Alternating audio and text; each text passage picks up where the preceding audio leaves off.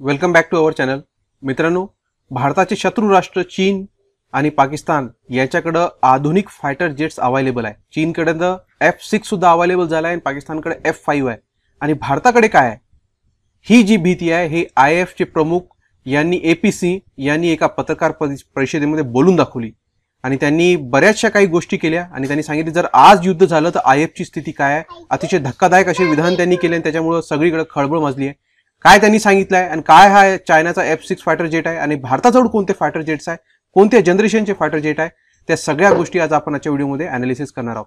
मित्रांनो, चॅनल अजूनही सबस्क्राईब केलं नसेल तर लगेच सबस्क्राईब करून घ्या. भारतीय वायुसेनेने लढाऊ विमानांच्या कमतरतेचा सामना करत 2010 साली आपल्या HAL ला एकूण 40 तेजस विमानांची ऑर्डर दिली होती.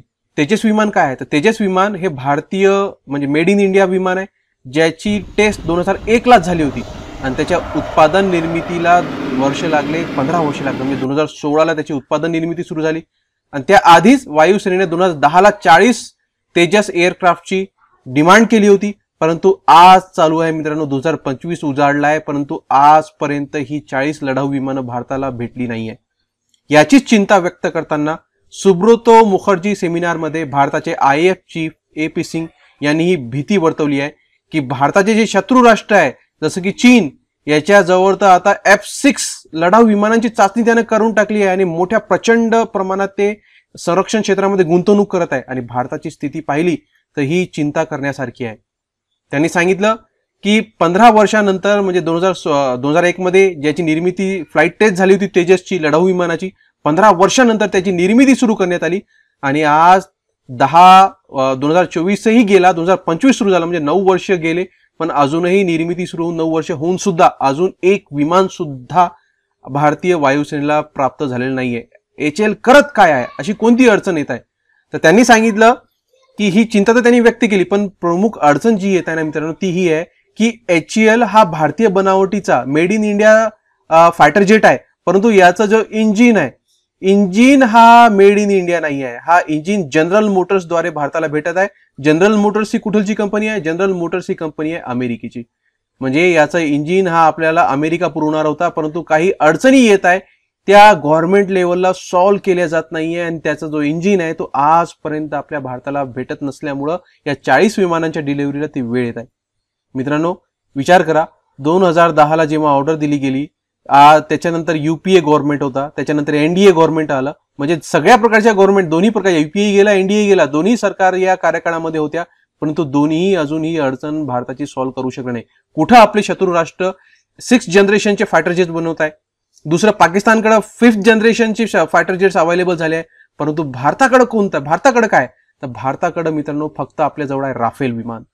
भारताजवळ जे राफेल विमान आहे ते ॲट मॅक्स 4.5 जनरेशन आहे, 5th जनरेशन सुद्धा नाहीये. 4.5 जनरेशनचा तो राफेल आहे आणि बाकी सुखोईचे जे विमान आहे तर अत्यंत खालच्या पातळीचे आहेत. तेच विचार केला पण 5th जनरेशन जे F-22 रॅप्टर, त्याच्यानंतर F-35 हे 5th जनरेशनचे विमान जे अमेरिकेजवळ आहे आणि चीन जवळ J-20 नावाचं एक 5th जनरेशनचं जेट आहे, लढाऊ जेट विमान आहे जे 5th जनरेशनचा आहे आणि याची धोक्याची शक्यता अजून याच्यासाठी वाढली आहे मित्रांनो, कारण हा जो 5th जनरेशनचा J-20 लढाऊ विमान आहे हा आता चीन आपले दुसरं शत्रू राष्ट्र म्हणजे पाकिस्तान याला हे J-20 हे 5th जनरेशनचे लढाऊ विमान देणार. त्यांच्यात पाकिस्तान आणि चीनमध्ये करार झालाय, त्या करारामध्ये नुसार आता चीन पाकिस्तानला J-20 हे 5th जनरेशनचे लढाऊ विमान देणार आहे. IF चीफ यांची हीच भीती आहे की आपल्या शेजारची दोन्ही शत्रू राष्ट्र ज्यांच्याजवळ अत्याधुनिक फायटर जेट्स अवेलेबल झाले आहे आणि भारत अजूनही जे की तेजस आहे, जे की 4th जनरेशन आहे फायटर जेट, ते प्राप्त करण्यासाठी सुद्धा IF ला इतकी मेहनत घ्यावी लागत आहे. ते 15-20 वर्ष झाले पण अजूनही IF ला प्राप्त झाले नाहीये. आता तुम्ही म्हणत असाल की अमेरिकेजवळ F5 म्हणजे 5th जनरेशन फायटर जेट्स आहे आणि चीनकडे F6 कसा काय झाला? हो मित्रांनो, नुकत्याच 26 डिसेंबरला किंवा त्याच्या आधी 26 डिसेंबरची न्यूज आहे की चायनानं 2 F6 जनरेशनच्या फायटर जेट्सची चाचणी घेतली. मी तुम्हाला व्हिडिओ दाखवतो, बघून घ्या. चायनानं त्यांची प्रदर्शनी सुद्धा एक्झिबिशन लावलं होतं, त्या एक्झिबिशनमध्ये फायटर जेट 6 जनरेशनचे दाखवले आणि त्यांची विमानाची टेस्टिंग सुद्धा केली आणि त्याचे व्हिडिओ व्हायरल सुद्धा झाले. भारताजवळ एकूण बघा ज्या मान्यताप्राप्त IAFच्या स्क्वॉड्रन आहे ते 42 आहे आणि एका स्क्वॉड्रन मध्ये ऍव्हरेजली 18 विमानं असतात. ते कमी जास्त असू शकतात म्हणून मी ऍव्हरेज म्हणत आहे की 18 विमानं असतात आणि सध्या फक्त ऍक्टिव्ह स्क्वॉड्रन भारताकडे 30च आहे. म्हणजे एकूण 42 असायला पाहिजे आणि ऍक्टिव्ह किती आहे? 30च आहे. मग 12 का ऍक्टिव्ह नाहीये? कारण आपल्याजवळ विमानच नाहीये. हे मोठी अडचण त्यांनी इथं बोलून दाखवली. आता तुम्ही म्हणाल फरक काय पडते? मग F4 ची जे तेजस आहे आपण F4 चे स्वस्तामध्ये का विकत घेत नाही? F4, F5, F6 याच्यामध्ये फरक काय असते? तर याच्यातला फरक असा आहे मित्रांनो की F4 चे जे लढाऊ विमान असतात हा चप्पळ असतात. हे जेव्हा कोणत्या देशावर हल्ला करायचा असला, एखाद्या डिफेन्स सिस्टमने कोणती मिसाईल लॉन्च केली तर F4 इतके चप्पळ असतात की त्या मिसाईलद्वारे स्वतःचा बचाव करू शकतात. त्याच्यापेक्षा F5 जनरेशन की ऍडव्हान्स याच्यामध्ये मेकॅनिझम आहे की रडार यांना डिटेक्टच करू शकत नाही. म्हणजे कोणताही डिफेन्स सिस्टम याच्यावर मिसाईल याच्यावर हल्ला करू शकणार नाही कारण रडारवर दिसतच नाही. इतकी मॉडर्न याच्यात जी टेक्नॉलॉजी यूज करण्यात आली आहे. आणि आता F6 हा त्याच्या एक पाऊल पुढे आहे. F6 इतका स्टील्थ फायटर जेट म्हटलं जात आहे की हे रडारवरही दिसत नाही आणि याच्यात जे क्षेपणास्त्र यूज करण्यात येणार आहे हे लॉंग रेंज म्हणजे फार दुरूनच हे आपल्या लक्ष्याला भेदू शकतो आणि सोबतच AI टेक्नॉलॉजीद्वारे हा वैमानिक विरहित सुद्धा उडू शकतो. म्हणजे जमिनीवर बसून याला कंट्रोल करून वैमानिकाची गरजच नाही, AI द्वारे वापर करून याला उडवता येते. इतकी मॉडर्न टेक्नॉलॉजी या 6 जनरेशनच्या फायटर जेट्स मध्ये आहे. आता भारतानं काय करायला पाहिजे? F5 म्हणजे 5th generation, F6 6th generation हे दोन्ही विमान या टेक्नॉलॉजीज आपल्याजवळ नाही आहे. मग याच्यावर उपाय काय? तर याच्यावर उपाय सुचवलेला आहे इलॉन मस्क यांनी. ते काय आहे आपण ते पाहूया. की इलॉन मस्क यांनी सुचवलेलं आहे. यांनी म्हटलं आहे की फायटर जेट्स जे आहे हे आता जुन्या काळाच्या गोष्टी झाल्या. F6 किंवा F5 या जुन्या काळाच्या गोष्टी आहे. याच्यात मानव बसून याच्यात यांना उडवेल तर हे मानवी चुका होत असतात. आता टेक्नॉलॉजी बदलली आहे.